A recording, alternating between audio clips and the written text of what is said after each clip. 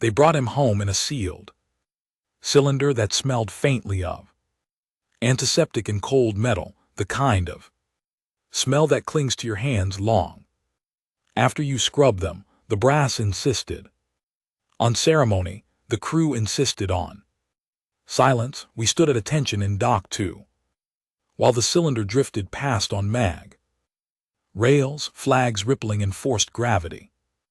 The emblem of the diplomatic corps, folded so tight it looked like it could cut you. Ambassador Rowan Kepler had been the kind of man who talked like ocean, calm on the surface, dangerous underneath, and somewhere between a handshake and a photo op on the Delphi spindle, someone slid a needle through his ribs and turned him into a message.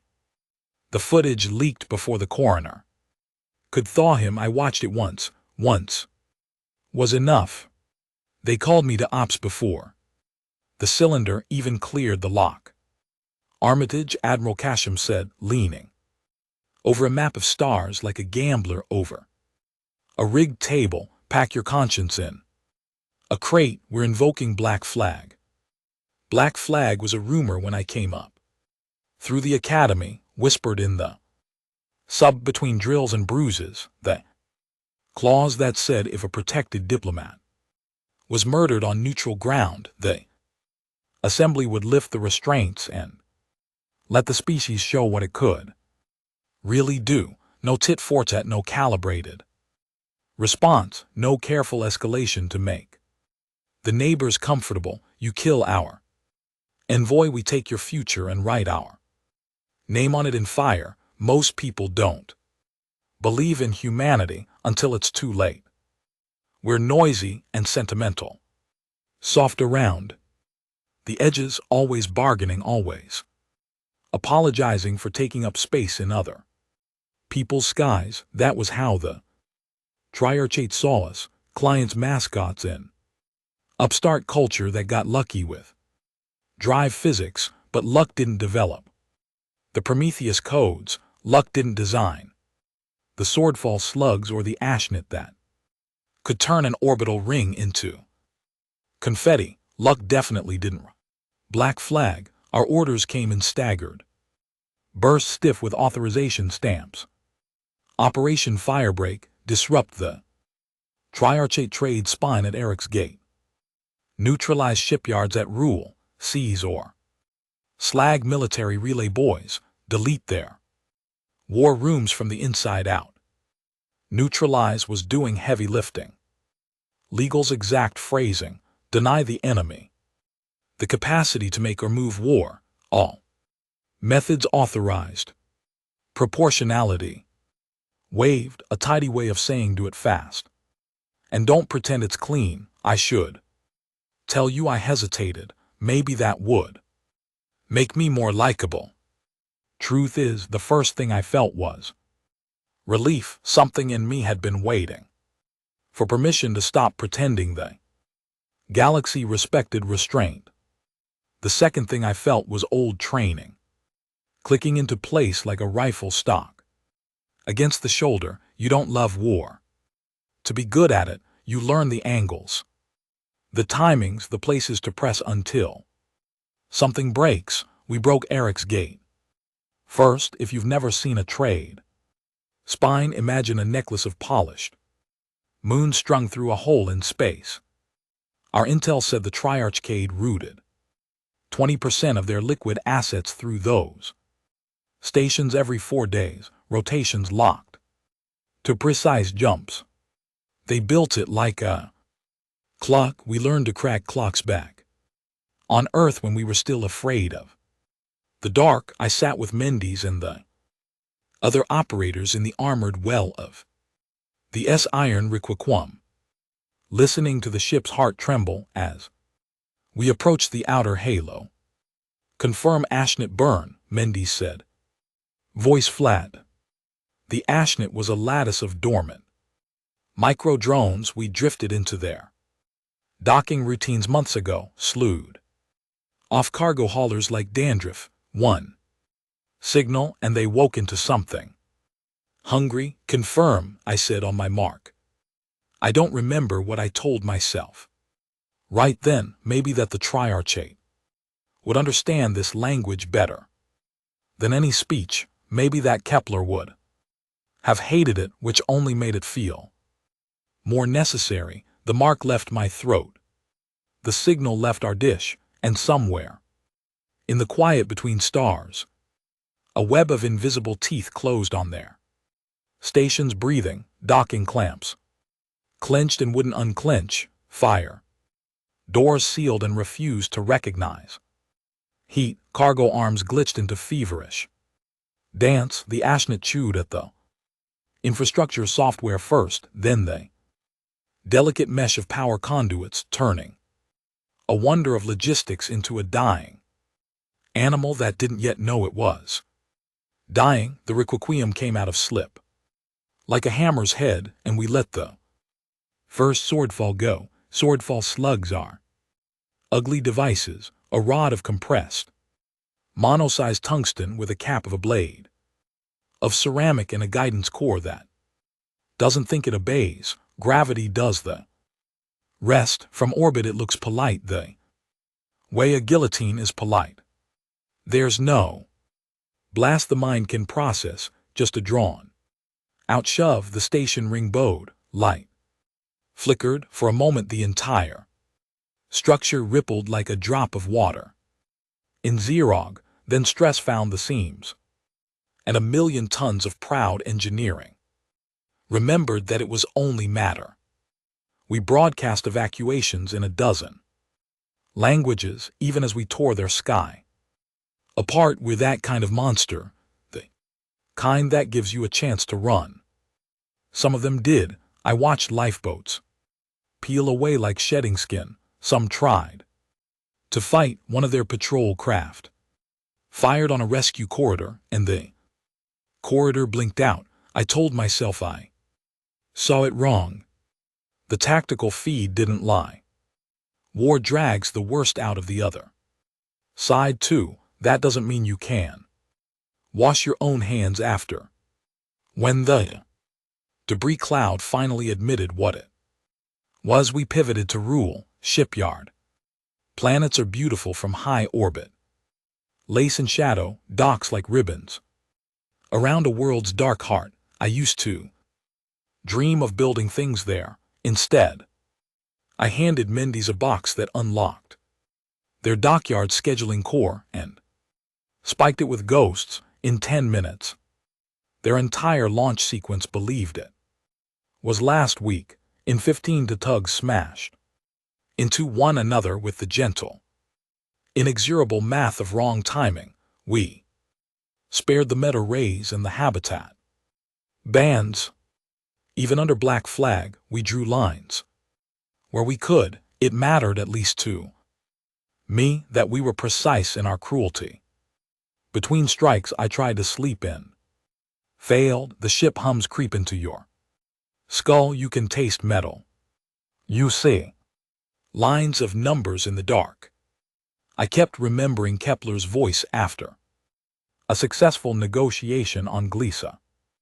We're here because we talked to each other, he'd said to a room of smug non-humans who thought they'd domesticated us. Remember that when you're tempted to point a gun, they pointed a needle. They smiled for the cameras while he tried to breathe. In the playback, no one reached for him. I've never believed in destiny, but I believe in consequences.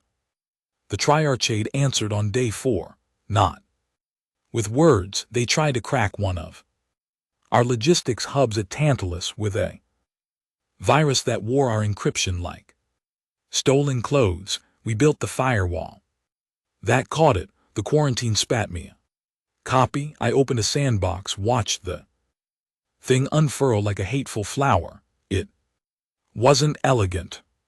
It was personal. The header joked about Earth's pet primates.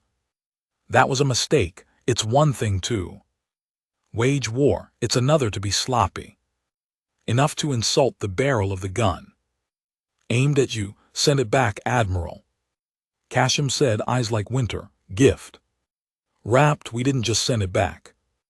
We braided it into a return packet full of their own credentials and war room clearances, a Trojan that looked like contrition when their generals opened it. The virus didn't erase their files. It translated them line by line into every human language and posted them in every public archive we had: plans, budgets, casualty projections, names of the people who signed the assassination order. The triarchy didn't bleed from that strike. They suffocated under the weight of their own truth. By the end of the first week, we held 7 gates, and their main fleet had retreated behind constituent borders, abandoning client species like a landlord selling a building still full of tenants. The politics will come later. The reckoning is now. I don't pretend this was justice. Justice is slow and careful and looks you in the eye. This was a lesson delivered with a fist. I stood once more in Dock 2, looking at the empty rails where Kepler's cylinder had floated. The quiet felt earned. Stars beyond the viewfield were the same, indifferent and old, but something in the way they stared back suggested they finally understood what lived here. We could talk, we could build, we could bleed. But if you killed one of ours, under a flag of truce, we would show you the part of humanity that learned to survive on a planet that tried to drown us, starve us, burn us, freeze us, often on the same day. We didn't do restraint anymore, not with you. The war changed its rhythm fast, like a drum beat speeding up until your chest rattled. Every morning, if you could still call it morning on a warship, new orders hit our screens. Every night, if you could still call it night, when sleep was just closing your eyes for 10 minutes in a dark alcove, the casualty reports came back. The numbers climbed, not in neat columns, but in jagged leaps. Every strike we made cut deeper. Every retaliation the triarchate threw landed duller, less precise, like a boxer swinging wild. After too many hits, you'd think I'd feel triumph. I didn't. I felt heavier, like each victory layered another stone on my ribs. But the men under me, they looked at me like I was a compass. You can't let a compass spin, not when everyone else is trying to walk straight in a storm. So I told them the lies commanders tell: we're close, one more push, they're already broken. And maybe they were, but lies, when repeated often enough, sound like prayers. We took the relay boys at altar with a surgical strike that wasn't surgical at all. The plan had been to jam their comm lattice, cut their signal so their fleets drifted blind. Simple, elegant. What happened instead was one of those moments history won't print neat. Their defense grid read our intrusion as a friendly update request because of the Trojan we'd laced through their own channels days before and opened every gate at once. Imagine pulling the locks off every vault in a city while the streets are already burning. We hadn't meant to humiliate them. We just wanted silence. Instead, we got chaos. Their fleets tripped over themselves, colliding in the blind panic of mistrust. I saw the footage later from a recon drone. 2 of their warships tore each other apart in a docking lane, all because neither trusted the other's transponder. Our virus had shaken their bones loose. For a moment, I almost pied them. Then I remembered Kepler choking in a room full of aliens who didn't lift a finger to help. Admiral Casham called us into a briefing after the altar fiasco. She didn't sit, she didn't even blink much.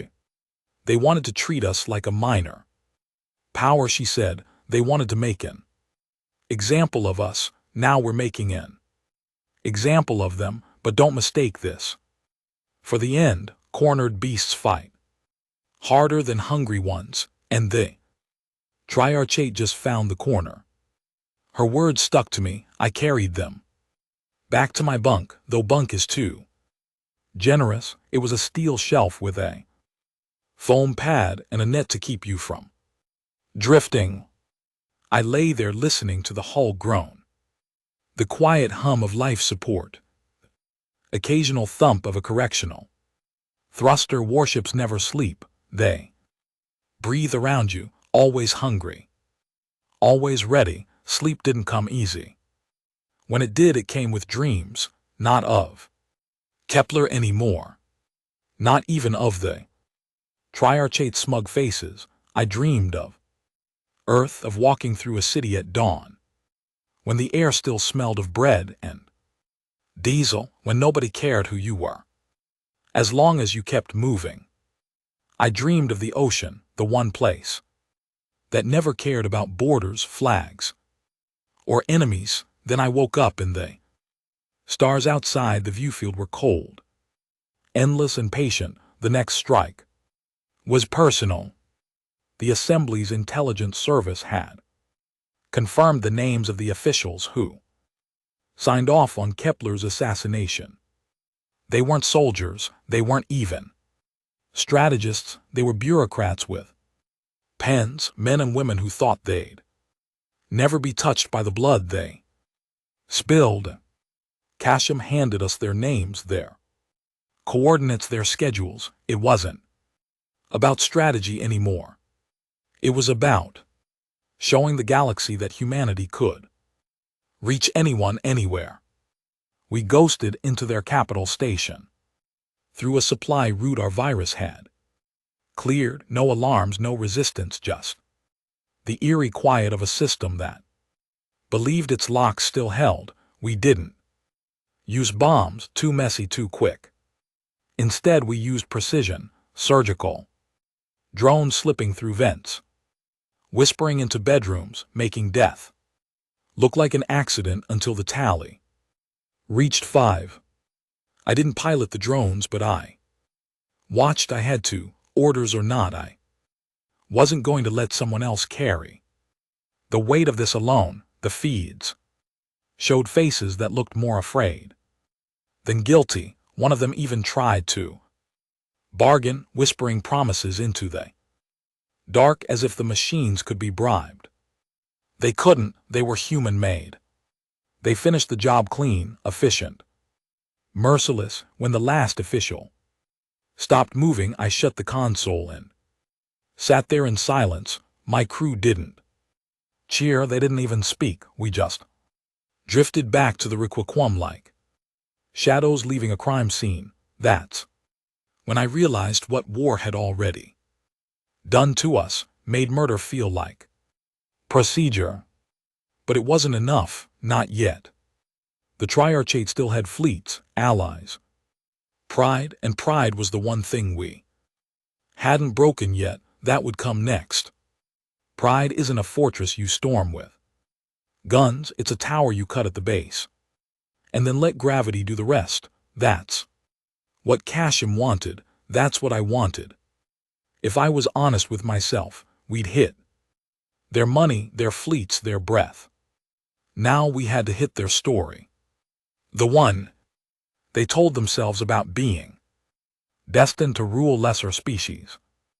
About being the calm center of a noisy galaxy. You don't argue with a story like that. You put a hole through it big enough for the whole sky to pour in.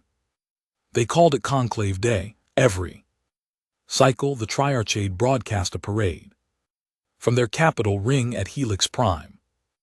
Honor guards in mirrored armor, chandeliers of drones spelling out their slogans in vacuum-safe glitter, children of the ruling houses reciting oaths beneath a spire of living crystal that grew from the ring's bone like frost. I'd seen it in academy briefs, cultural study, propaganda analysis. The spire had a name in their four-note language that doesn't translate cleanly. Closest we had was Pillar of Right. Every one of their citizens knew the camera angles by heart. We named our Operation Thunder Sermon. Subtlety took a holiday. The brief landed on my console hot enough to burn. 2 phases, Casham said oversee. First, we poison the broadcast, then we take the spire. You will avoid civilian habitats and medical arrays. You will not repeat, not interfere with evacuation corridors if they open. We are not butchers, but we are the end of their illusion. Understood? Mendy stood at my shoulder, jaw tight. They'll hide behind schools and claim we did it. They will, I said so. We get ahead of their lies, real time overlays. Our drones will mark what we target, what we spare, and push proof to 1,000 neutral relays. No edits, no cuts. The galaxy will watch. I prepared the poison first. We had a key courtesy of the Trojan. We'd braided into their networks at Tantalus. It got me into their broadcast control like grease gets into a lock. I wrote a program that didn't replace their feed. It framed it. Every frame of their parade would run inside a window of truth. Casualty lists from the assassination order, the minutes where they discussed acceptable escalations, names of stations they'd planned to stage accidents on to test our resolve. No commentary, just facts that burned cold. The second phase was the spire. The Pillar of Right wasn't just art, it was a lattice of memory crystals tuned to a shared resonance. Their people linked to it during the broadcast. Little ritual of belonging. The design was clever, I'll give them that. The spire made them feel like a single throat singing one note. I meant to break the note. We didn't use swordfall too messy near civies. Instead, we took 12 needle boats and slid them into Helix. Prime Shadow masked as repair crews. Our Ashnik ghosts still fooled their scheduling. I rode Needle 4 with a squad of boarders who looked like statues in black exo. They were good men, mostly young, mostly mean in the way war makes you when you're trying to survive. I told them not to hate. Hate makes your hands shake at the wrong time. Do the job, then feel. It's the only way you live long enough to regret anything. Helix Prime up close looked like an antique music box made by a god with too many hands, curled filigree docks. Windows like polished scales, tugs buzzing like silver flies. The pillar rose from the ring's inner curve, a pale, spear-tasting vacuum. The closer we drifted, the more my throat hummed with that strange resonance. If you've ever stood near a cathedral bell and felt the sound move the meat of you, it was like that, but colder. For a 6-second, I understood the comfort they took from it. Then I remembered what they'd done with that comfort, and the understanding curdled. We anchored to maintenance spine 500 m. From the pillar's base, no alarms, no shouting, just work, cutting, bypassing, whispering to machines that didn't know they were betraying their owners. Our drone swarm crawled like shadow onto the parade route, each little camera eye beaming our overlays to the galaxy. The broadcast began. A sweep over thousands of bright uniforms, banners like wings, the 4-note anthem swelling, and my program slid between it and their pride. Facts glittered across their pageant like oil on water. The first gasp rippled through their crowd when they names appeared, the second when their own budget line scrolled past. We'd planned for panic, we hadn't planned for that much silence. The anthem faltered for a moment. The spire's note wobbled. Now, I said, the boarders cast grains like fishermen. The lines hissed as they bit a savage, satisfying sound. Our shaped charges weren't big. They didn't need to be. The pillar's beauty was also its weakness, a neatly tuned resonance that could be untuned. We laced the bass with micro-bursters. Time to sing a counter note. Pandari. Our tech chief checked the frequency with a look that bordered on reverence. You good? I asked. This is going to hurt, Ponder said. Not physically, the idea of it. Do it anyway. He did. The counter-roadie started as a whisper, then it sharpened. The pillars song fought it like a wine glass against a fingernail, a pure rising scream in a register that made my teeth ache. The crystal went from pale to angry pink to a color I don't have a name for. Its perfect planes fuzzed, a crack sprang like a spider web from the heart. For a heartbeat it seemed the pillar would hold on out of spite. Then the base sighed and the whole proud spear slumped. It didn't shatter, it wilted like a flower deciding it had been arrogant long enough. Crowds below stared up, mouths open. Some fell to their knees, some pointed and shouted. The honor guard didn't move. Their helmets hid their faces. Maybe they were grateful not to be seen. Crying. Broadcast holding. Mendes reported. From the Riquiquam, we're live on 300 channels. They can't cut us without cutting themselves. They'll try, I said, because that's what you say when you taste victory and don't trust it. They tried. Triarchcade's security teams finally woke, spilling into the maintenance corridors with weapons built for showy intimidation rather than the workmanlike murder we were good at. We gave them the courtesy of warning shots. They didn't take the hint. In tight spaces, exos and training win over ornament every time. My men took them down the way you take apart a machine, piece by necessary piece. I remembered what I told them about not hating and tried to take my own advice. It worked until a guard fired wild and hit a civilian tech trying to crawl under a safety shutter. The man's blood globed into little red beads, the kind kids back on Earth used to chase in 0G. While laughing, I put a round through the guard's visor. I didn't feel bad about that. The spire was done. The broadcast was poisoned beyond cure. All that remained was the sermon. I fed the channel a simple screen, the seal of the assembly. Then my face. I'm not special.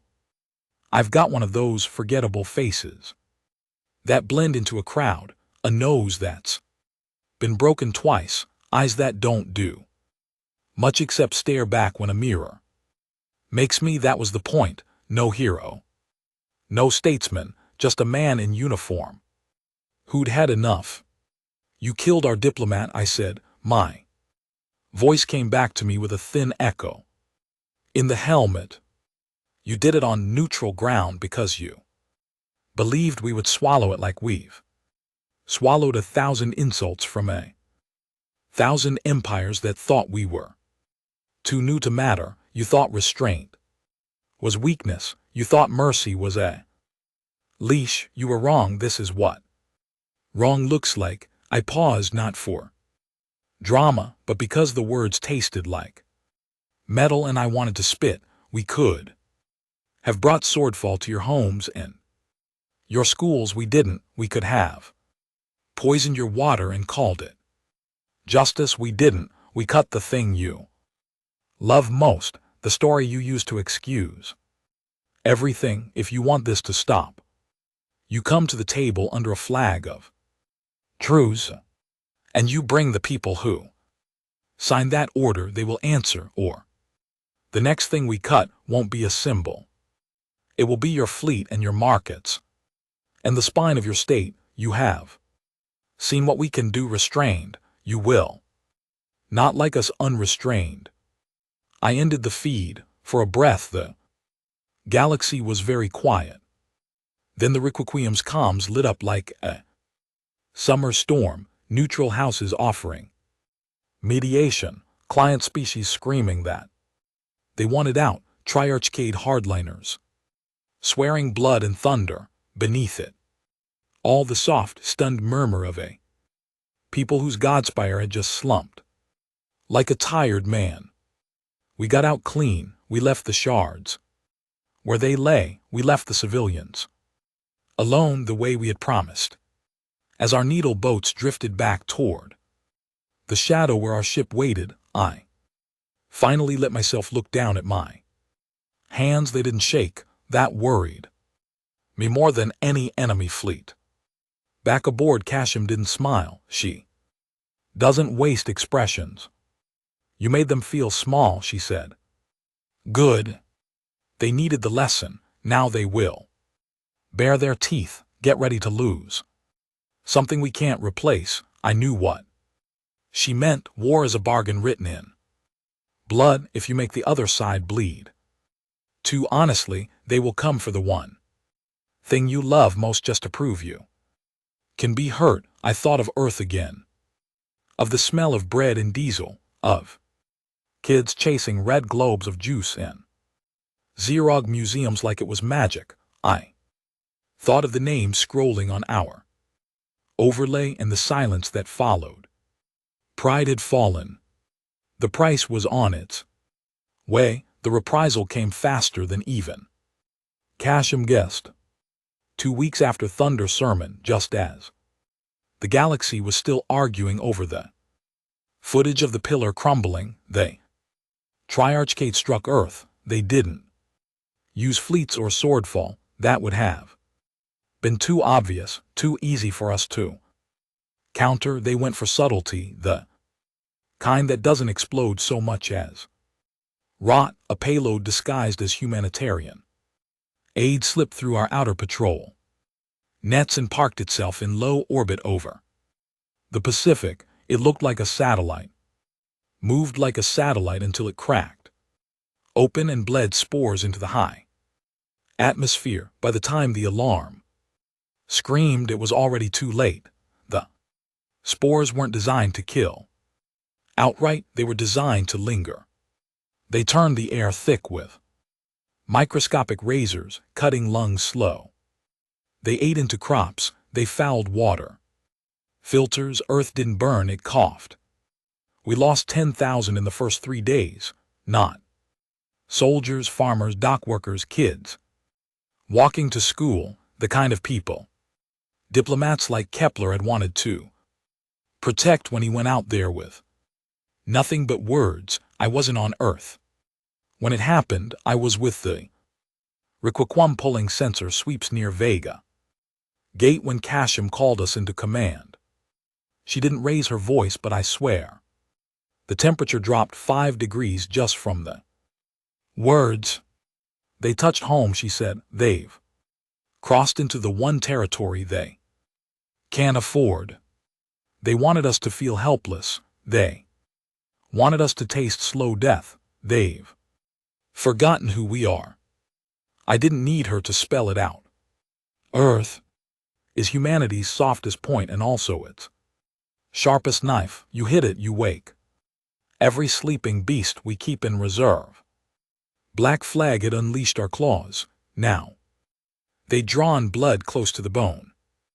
Restraint wasn't just lifted anymore. It was buried. Mendes found me after the briefing, his face pale in the blue light of the tactical feeds.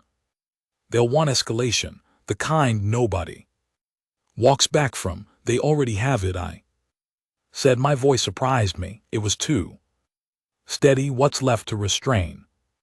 The assembly didn't hesitate. A full mobilization order blared across every channel. Civilian yards turned into ship forges overnight. The fleets we'd kept docked in case of negotiation sailed. Weapons we'd locked away under treaties were pulled out like relics from a temple. Orbital cannons at Luna, long dormant, lit up for the first time in 50 Years, Earth wasn't just coughing. Anymore, it was snarling, our orders. Retaliate in kind, but harder, not. Spores, not poison, that wasn't our style. We were to erase the heart of the Triarch's supply chain, their cradle. World Karen, where their ruling houses had built their palaces and their labs. Not glass it, not yet, but take away its air, its water, its pride. Show them what it means to choke on helplessness. When Kashim laid it out, half the room shifted uneasily, the other half leaned forward like hounds catching scent. I just sat there, fists tight, remembering the footage streaming out of Earth. Mothers holding children in oxygen. Tense men coughing red into white. Towels, fields wilting under invisible knives. This isn't justice, Mendes whispered to me later when the others were gone. No, I said, it's balance. We slipped through the shadow roots we'd carved, with ash nets and ghosts all the way to Karen's inner system. I'll never forget the first sight of it, a blue-green world smaller than Earth, wrapped in ribbons of silver, cities along its equator, the air thick with drifting gardens that glittered in their twin suns. Beautiful, fragile. Exactly the kind of place you don't hit if you want the galaxy to like you. Exactly the kind of place you do hit when you want the galaxy to remember your teeth. Our weapon wasn't swordfall. This time, it was called the Leviathan. Net, a swarm of satellites linked by. Grab ropes invisible to the naked eye. Drop it into a planet's exosphere and it doesn't burn the ground, it suffocates. The sky, gradual, methodical, irreversible, until dismantled from within. It was a weapon of patience, designed not to kill fast, but to remind a world that every breath it took came. Courtesy of human restraint, we seeded the net in silence. Karen's defense grid never even twitched. Within hours, the first tremors rippled through their atmospheric currents, their comms filled with confusion, then panic. I listened to their pilots scream at each other about readings they couldn't explain. One even begged his superior to believe him, swearing the air itself was turning against them. I should have felt triumph. Instead, I felt sick. I'd spent years training to defend Earth, to protect people like those on Koran, families who thought their leaders' lies would shield them from consequences. And here I was, strangling them with invisible ropes, all because their masters had sent spores into our skies. The hardest part wasn't deploying the net, it was holding the line when the evacuation requests came in. Karen's civilians tried to flee, hurling lifeboats and liners into orbit. Some of our captains wanted to cut them down, claim it was safer to prevent spies from slipping through. Kashim refused. We are not executioners, she said. Let them run. Fear spreads faster than fire. I respected her for that, but respect doesn't wash the blood off your hands. When Karen's twin suns dipped below its horizon and the first cities reported blackouts from failing filters, I realized the truth. We weren't at war anymore. We were in something worse. This wasn't soldiers meeting soldiers. This was survival turned into theater. Each side performing cruelty to prove endurance, each side trying to outdo the other in how loudly it could scream across the stars. That night, if you can call it night, on a warship, I lay in my shelf bunk, staring at the ceiling until my eyes burned. Every vibration of the hull felt like a reminder. This is the path you chose when you didn't hesitate at Black Flag. Every victory tastes like ash now. Armitage, every step forward drags something human out of you and leaves it behind. But I knew I'd keep stepping because if we stopped, the spores over Earth would just be the beginning, and I wasn't going to let my home choke while I still had breath.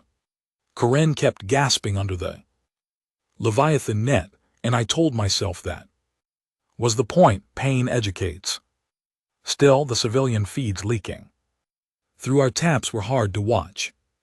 Streets that looked like gardens last week now lined with mass queues, children clutching inhalers, sky lanes closed because aircraft couldn't trust their altimeters anymore. I didn't flinch. I also didn't turn the screens off. If I was going to be part of this, I was going to carry the faces.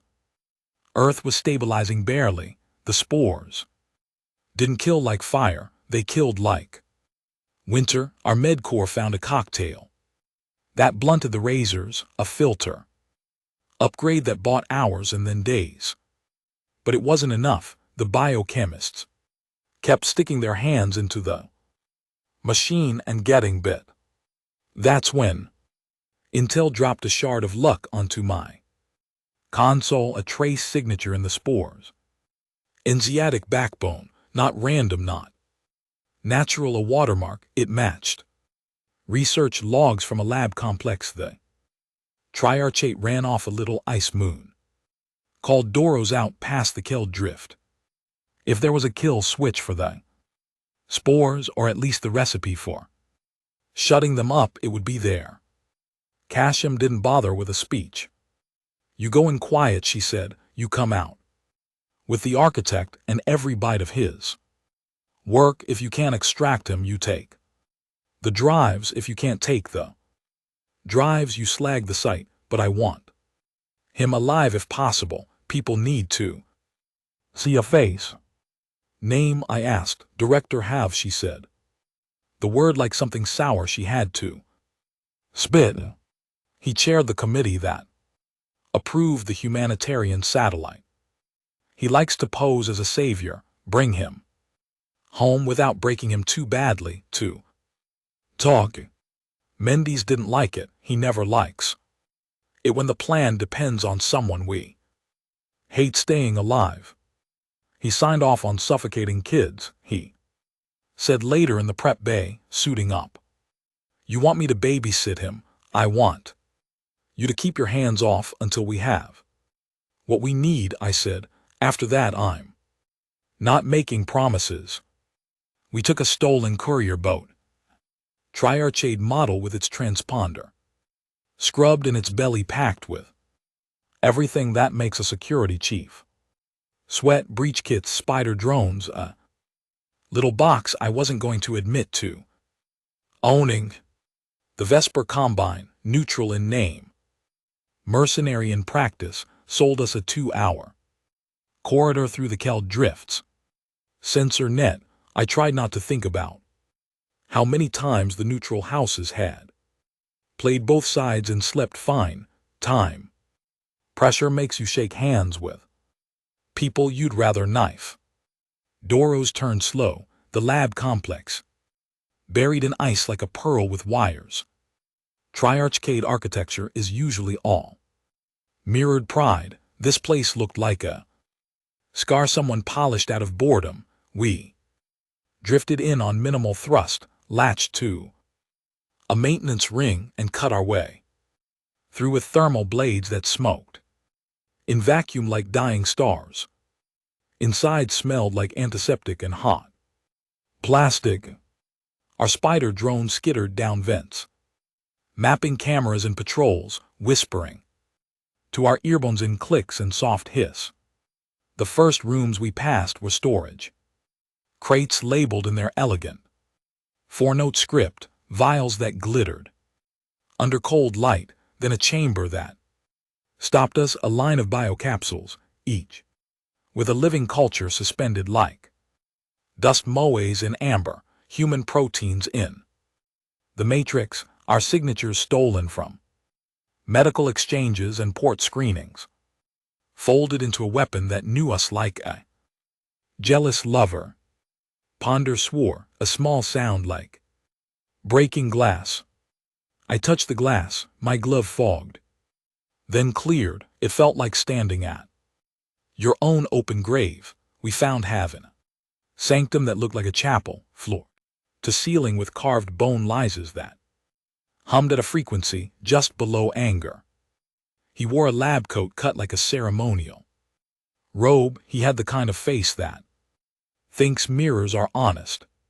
For a heartbeat, he stared at us as if we were an art installation he didn't order. Then he smiled slow. You came, he said in trade cant. Good, I was tired of sending messages to a species that only understands pain. I put him on the floor before he could finish his next sentence. Not gentle, not cruel, just necessary. Mendy's zip bound his wrists while Bendari pried open the data wall with a set of needles that hummed. Our spiders purred their success, drives unlocked. Partitions copied, checksum clean, have kept talking, they always do. We meant to teach discipline, he said. You should thank us later, your chaos hurts you more than our spores ever. I pulled the gag from my belt and gave him the gift of silence. The alarm hit us on our way out. Not the bright scream of a system catching an intruder, something lower, closer to heartbeat gone wrong. The maintenance corridors blinked from white to red, my earbone filled with Mendy's calm panic. Security teams east and west, 4 squads, and there's a timer rolling on a charge under the coolant core. They're scuttling their own lab. The Vesper corridor had been a leash. Whoever sold us the window also sold our arrival time. Anger sharpened everything. We split, I said. Mendy's take half in the drives and go. Bendari with me, we'll cut the timer and double back. He didn't argue. That's what trust looks like in a place where trust gets people killed. He threw half over a shoulder like a sack and ran. I took Bondary down a ladder into the labs. Guts where pipes sang and the heat made your teeth ache. The charge was there, sleek and efficient, wrapped around the core like a lover's arm. Ponder knelt, hands moving in exact patient anger, whispering to the detonator the way you whisper to a dog that's about to bite you. I can't disarm clean, he said, but I can make it stupid. 10 minutes instead of 2. If we lived that long, we did not have 10 minutes. Security hit the catwalk above us, rifles barking, the kind of plasma that paints the air ugly. I dragged a shield from the wall bracket and held it up while Bendari worked. He chewed the edges. A round clipped my shoulder and set fire to my suit's outer layer. Pain is noise. You learn to tune it down. Done, he said finally, voice thin. It thinks it's sleeping. It's actually drooling. Good enough, I said, and threw a flash up at our visitors. They recoiled like anyone who has eyes. We ran. The corridors became a tunnel of red light and breath. We hit the maintenance ring and found Mendy's waiting with the courier's maw open and have trust like a prize hog, his eyes wet with offense. Outside, spotlight stabbed the ice. We launched dirty, scraping shields along the ring, then punched the drift with our little boat, wheezing like an asthmatic dog. They chased, of course. They chased, interceptors like angry needles, fast and elegant, closing the distance while our stolen courier shook. I fed their own IDs back at them with a greeting that promised clearance if they slowed. 2 did, 1 didn't. That one got a coil gun slug from the iron requiquum, which rose out of the dark like an old god, silent until it wasn't. The slug didn't explode, it erased. The interceptor became a smear of regret. Back aboard, we dumped the drives into our black room and handed health to Ahmed. Team with very steady hands, he tried to be brave. Bravery looks different when the person across from you is tired and not interested in your speeches. He gave up the enzyme keys faster than I wanted. Part of me had wanted an excuse to break something the keys helped. Within a day, our mentor turned the filter patch into a cure that coaxed the spores into dormancy. Earth's cough turned from bloody to wet to exhausted. You could hear relief in the way people cried. Pandari didn't live to see it. Infection got into the wound the plasma had opened in his side and the bacteria out here. Don't play by the rules we studied on Earth. He died quiet, annoyed at the fuss, asking me if I double-checked the math on the Leviathan net's decay so it didn't overrun into collapse. I promised. Later, alone, I sat with his empty bunk and wondered how many good men it takes to buy a cure that should never have been necessary. Kashim came to the black room the next shift. We can loosen the net, she said. Not drop it, loosen it. They haven't delivered the assassins. They haven't admitted guilt. They're still lying to their people. We have what we came for. I said, Earth is breathing. Earth is breathing, she agreed, but they touched home. We don't stop until they learn what that costs. I didn't argue. I also didn't say yes. I watched the feeds from Karen, the way the clouds moved like wounded animals, the way people looked up at a sky that no longer loved them, and I recognized the same look I'd seen on Earth. That's the thing about war. If you stare long enough, every face starts to look like someone you know. We sent the first shipments of the cure back home. The numbers started bending in the right direction. The assembly broadcast joy with a careful tone, like a laughter after a funeral. The triarchate answered with something new on our scopes, a pattern in slip space that made my skin crawl. Our analysts named it the quietest array, a field that could lock our drives out of certain corridors and trap fleets like insects. In amber, they were going to try to cave us near Saul. The quietest array was the kind of weapon you built when you wanted to trap a species, not kill it. A lattice of resonance nodes strung through slip space corridors, tuned to choke our drives mid-jump and leave fleets stranded, blind and slow. It wasn't elegant, more brute physics than clever coding, but if it worked, Sue would become a gilded cage. Earth wouldn't burn, it would suffocate behind walls no one could cross. The first sign showed up in merchant traffic. Civilian freighters went in at Vega Gate and came out 2 systems over late bleeding drive cores. One didn't come out at all. The triarchate broadcast sympathy messages while their analysts laughed in closed sessions. Our own engineers stared at the telemetry and went pale. Slip space had always been a wild dog, dangerous but predictable if you fed it right. The array made it raid. Kashim didn't wait for the assembly to debate. She called us into ops. The starfield maps quivering with highlighted corridors like veins under thin skin. If they finish this, she said, we lose mobility, we lose choice, we turn into a species that waits for the knife. We didn't come this far to wait. The Requiem was tagged for the first incursion. Needlework, not hammer blows. Find a node, cut it, learn its shape. We had intel from Havoc's drives. He'd bragged about early prototypes, thinking his genius eternal. His arrogance gave us an address, a half-built array segment near the corpse of a red dwarf. 9 hours slip from our current position. When we arrived, I thought at first it was a graveyard, metal skeletons hung in space, long arcs of alloy bent into crescent, each pulsing with faint light. Dozens of them connected by threads too thin for sensors, but thick enough for physics. The air around the dwarf shimmered, distorted like heat off asphalt.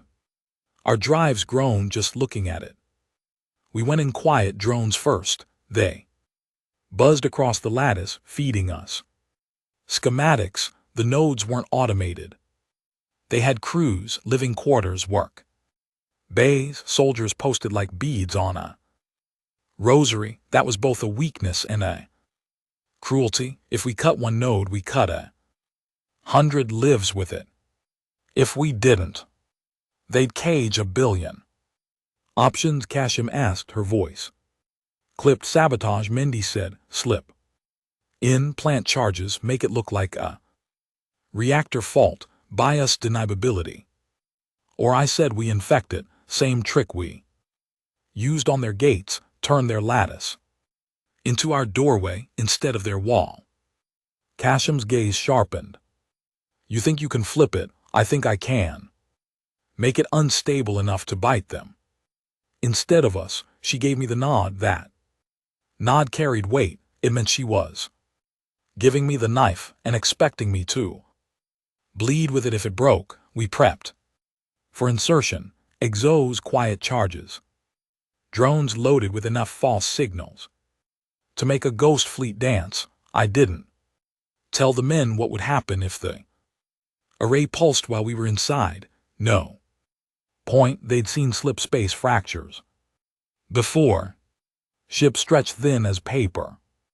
Voices recorded in black boxes that lasted 5 hours after the hull was gone. You don't walk into that knowing. You walk in pretending. We boarded Node 12. It looked like a spinal column wrapped in scaffolding. Triarchcade guards patrolled with rifles, more ceremonial than lethal. They didn't expect intruders here. That arrogance saved us. We cut them down before the first alarm even thought of waking. Inside, the air stank of coolant and old meals. The crew, workers, not soldiers, scattered when they saw us. I let them. Killing unarmed men doesn't teach anything except that you're tired of looking at yourself. Pandari should have been here. He would have loved the laddies' math. Instead, I crouched at the control core, with Mendes covering my back. The core pulsed, a rhythm older than drums slip. Space harmonics bent into chains. I slid the Trojan in, fingers shaking just enough to make me curse under my breath. The code didn't fight, it accepted me too easily, like a throat inviting the knife. That was when the array spoke, not words, a resonance that slid into my skull, cold and familiar. It felt like the pillar of right had back on helix prime. An idea turned into a sound. Triarchade wasn't just building a cage. They were building a sermon. Every ship caught in this web would hear it. Every human crew would know bone deep that they were owned. My rage steadied my hands. I flipped the harmonics, not destroyed, reversed. Instead of pulling human drives into stillness, the nodes would stutter when they tasted our signature, a hiccup that spat us sideways but through. To the Triarchate, it would look like failure. To us, it would look like freedom with scars. We planted charges anyway. Insurance against discovery. Then we ran. The alarms woke late, confused by ghosts we'd left in the system. By the time their security teams arrived, Node 12 was already cracking itself apart. From the Requiems viewfield, I watched the crescent shiver, its light guttering, then blossom into a silent bloom of debris. Will the rest follow? Kashim asked. Not yet, I said, but the seeds in them, every time they try To tighten the cage, it'll shake looser.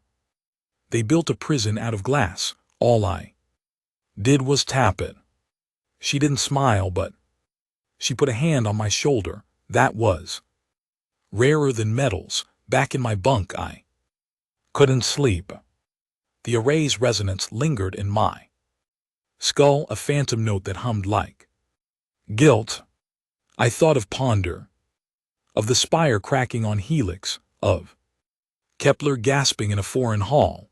The Triarchate kept trying to write the story of humanity as a warning. All we were doing was rewriting it as a threat.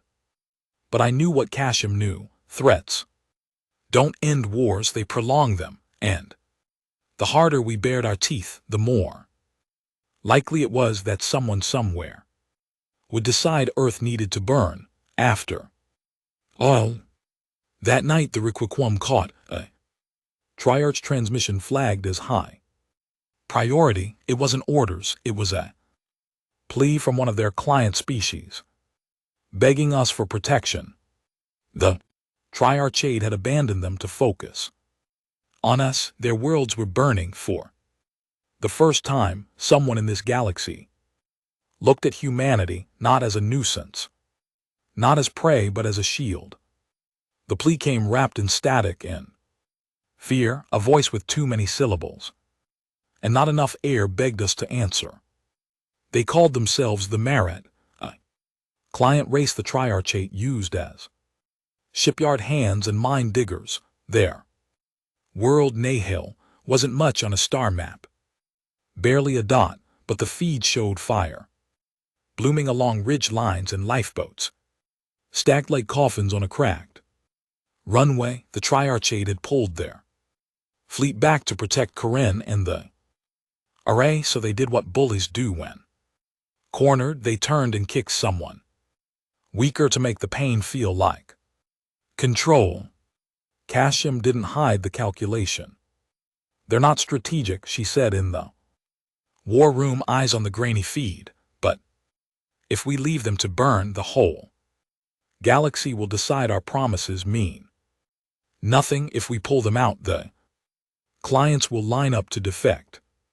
She looked at me then, and maybe, just maybe, we remember how to be the thing Kepler thought we were. I didn't say yes, I just pulled up landing vectors and asked Mendes how many birds we could spare. He didn't argue. He'd heard the Marat kids crying under the crackle, same as me. That sound gets into the spine. We called it Iron Orchard because someone needed to name it something that wasn't screaming. A shield corridor laid from high orbit to dirt, a bead chain of drop shields, and gunships covering lifter paths. It was messy in the way any rescue is messy when the other side is firing into the crowd. Triarchate loyalists on Nahil were shooting at anyone who tried to leave. Their officers said it was about order, it was about fear and spite. I went down on the third wave. Exosuit sealed, rifle mag checks by. Habit, the landing bay stank of hot metal and nervous sweat. As the ramp cracked open, the heat hit me, the kind of heat that makes your vision shimmer. The sky was dirty with smoke. Our first shield beacon flickered like a candle. Wind as plasma bolts chewed at it from a hillside bunker. By the time my boots hit dirt, 3 Morat kids ran past, heads down, holding hands like if one let go, they'd all evaporate. We pushed the line. The Triarchate militia wore polished armor meant for parades. It didn't help them in the dust. They fired wild. We fired deliberate. I saw one of them lay his rifle down when he realized his people had already fled his flank. I waved him through. Let the galaxy watch us not kill a man who decided to stop. That mercy cost us later. I'm sure I'd pay it. Again, in the chaos, we found a little sliver of luck, a field warder, the nearest thing Nahil had to a governor, cowering under a collapsed arch with a Briefcase clutched to his chest. He tried to bite when we dragged him out. Mendes took the case without ceremony and popped it with a clamp. Inside were transit docs, cargo manifests, and a priority key with triarchate seals. The warder spat at me, voice hitching on those many syllables. You came to loot us, he said. No, I said, and nodded at the lifters taking on his people. We came because they forgot we'd do this. The key was better than gold. It unlocked a skiff on the far edge of the spaceport, parked under a blown-out awning. Not Triarchcade military, not Morat, Vesper Combine branding. Slick and discreet, our neutral friends. Again, their emblem like a handshake. You regret. Inside we found a courier crate still tied to the floor. It held Triarchate intelligence officer who wore his rank like a perfume, Prefect Hoden. Eyes like slick stones, mouth already shaped for a lie. You're late, he said when we opened the crate. Tell me something I don't know, I said, and dragged him into the light. We didn't have time for a black room. The lifter bay's back wall became a makeshift interrogation booth, cargo net for a chair, medkit as threat and promise. Hoden tried noble silence, then he tried insults, then he tried playing the frightened bureaucrat. Pressure makes all those masks slide off in order. When he finally broke, what came out made the room feel smaller. The assassins who'd ordered Kepler's death weren't a loose committee. They were a core cell called the Circle of Iron, lodged inside the Triarchate's executive spine and linked by blood, marriage, and debt. They'd pushed for the spores. They'd green-lit Koren's countermeasure. And they had one more move, a fail-safe buried in the quietest array's control layer, something they called the absolution key. Trigger it, and every node would harmonize into a single pulse, not to trap us but to tear a hole through a corridor aimed at soul. Skip Rip aimed like a spear. It wouldn't hit the sun, it would hit the crowded space between Luna and Earth, where the lines are busiest and the stations are full. How soon? I asked. Soon, he said, as soon as our last convoy from Kororin reaches safe distance, as soon as the circle votes. Names, I said. I want the names. He gave them each a taste of iron on my tongue. He gave routes too, paths the circle used to move off books. One of those routes ran straight through Vesper Combine Relay, the same Combine whose skiff we just cracked. My anger wasn't clean anymore. It had edges and caveats. The Marat kids were still running under our shields while the Combine rented both sides the same knife. We pulled out with 6,000 Morat aboard our ships and another 10,000 queued on the ground. We'd be back for them. It felt like promising to keep a tide from coming in orbit. The Requiem took them in, stacked pallets and hangars, and turned machine rooms into sleeping decks. The ship smelled like bodies in canned stew. I walked through it, listening to the way people sighed when the deck hummed steady under their feet. Kashim met me outside the brig where we stowed Hoden. You look worse than usual, she said. He gave us the circle, I said, and something worse. Absolution key. Soul is the target. She went still. It's hard to make Kashim look afraid. I saw it then, a hairline crack. Show me, she said. We didn't have to take Hoden's word for it. Mendes used the Vesper key to peek into their relay logs and found a packet flagged black. It was a vote schedule and a route for the key, a physical artifact carried like a holy thing from node to node. So No one could intercept it with code. The route crossed Meridian Deep, then curved toward a relay on the edge of the Sol corridor, and Vesper Combine was the courier. Neutral, I said, hearing the word. Curdle, right up until the invoice. Clear as we moved, there wasn't time for a plan with edges sanded smooth. We split the fleet. Casham took the heavy units to hover over Sol's outer gates and wait for the Key's approach. I took the Riquiquam and 2 fast cutters to Meridian Deep to intercept the courier. At the bend where slip space fractures, like old glass, and even good pilots clench their teeth, we dusted off an old weapon from a drawer we didn't admit we owned, a tether mine that grabs a ship by its transponder and refuses to let go, then whispers math in its ear until it thinks it's somewhere else. At Meridian, the deep churned in slow violet waves. I've never liked that place. It feels like standing on a cliff in fog, listening to the ocean below, but not sure where the drop starts. Our tethers sat quiet, polite as fence posts, until the Combine courier slid along the lane like a knife behind a curtain. It was beautiful. I hate that I noticed. We snagged it clean. The ship spasmed once, twice, then settled into our false coordinates like a drunk into a wrong bed. We cut her open and found the key in a case built like a reliquary, etched with triarchate script, humming a frequency that made my teeth itch. The courier captain tried to talk price. Mendes broke his nose. I told myself that felt better than it should.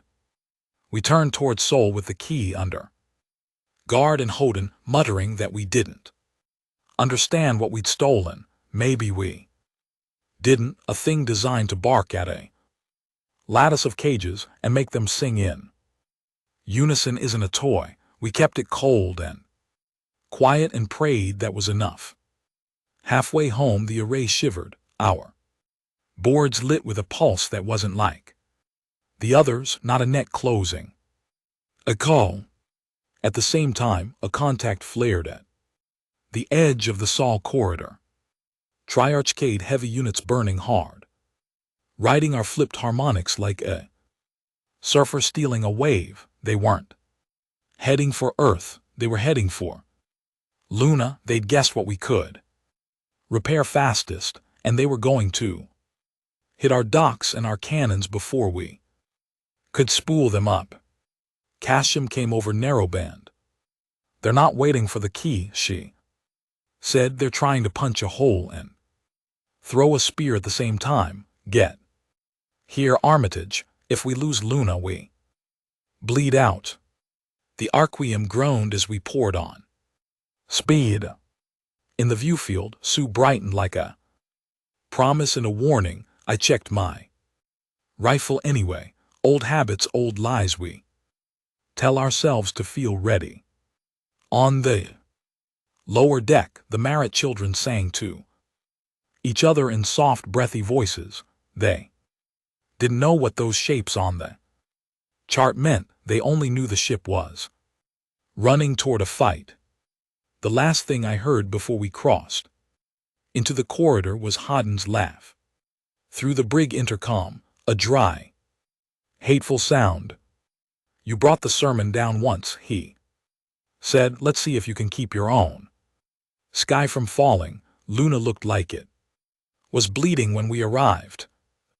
Triarchate fleet had beaten us there by half an hour, just long enough to make the sky a slaughterhouse.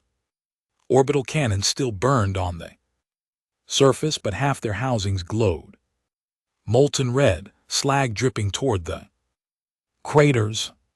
Dockyards we'd spent decades building, yards that had given birth to ships like the Riquiquam hung in pieces, skeletal frames twisting slow in the void. Civilian habitats huddled behind emergency shields, their lights flickering, their comms filled with the Kind of prayers you only make when you're watching the end arrive in real time. We came in hot, too hot for grace.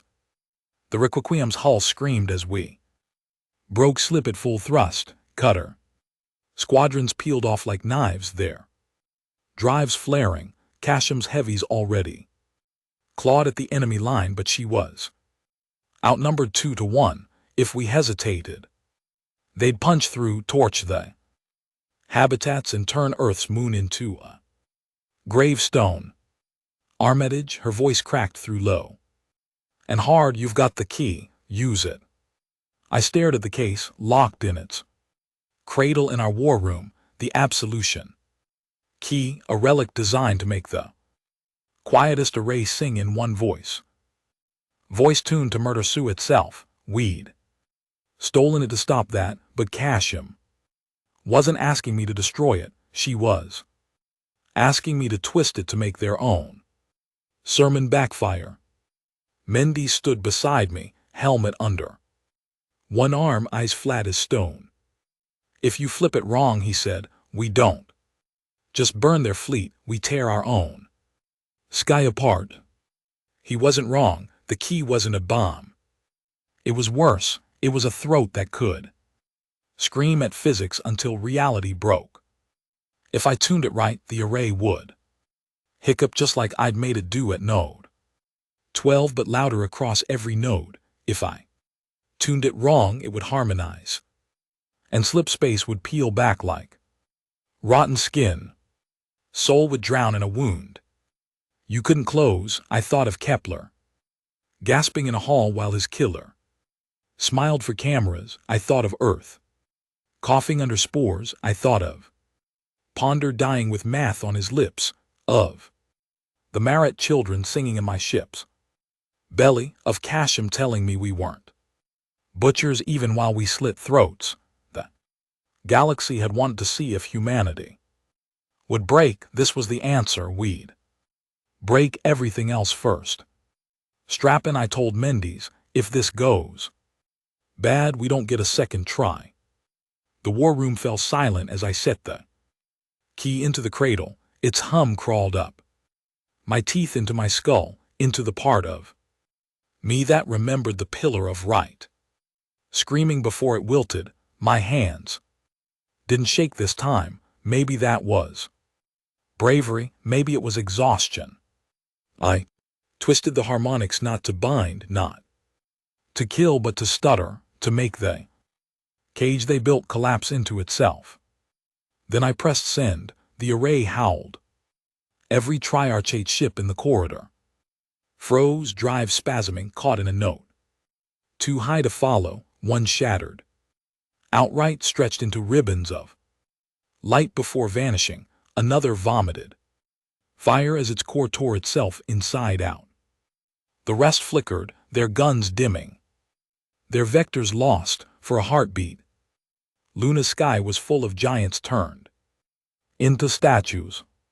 Casham didn't hesitate, her heavies surged, slamming into the frozen enemy with the force of centuries of restraint. Finally unleashed, cutter squadron swarmed, peeling armor, gutting hulls. The Requiem fired every coil gun slug.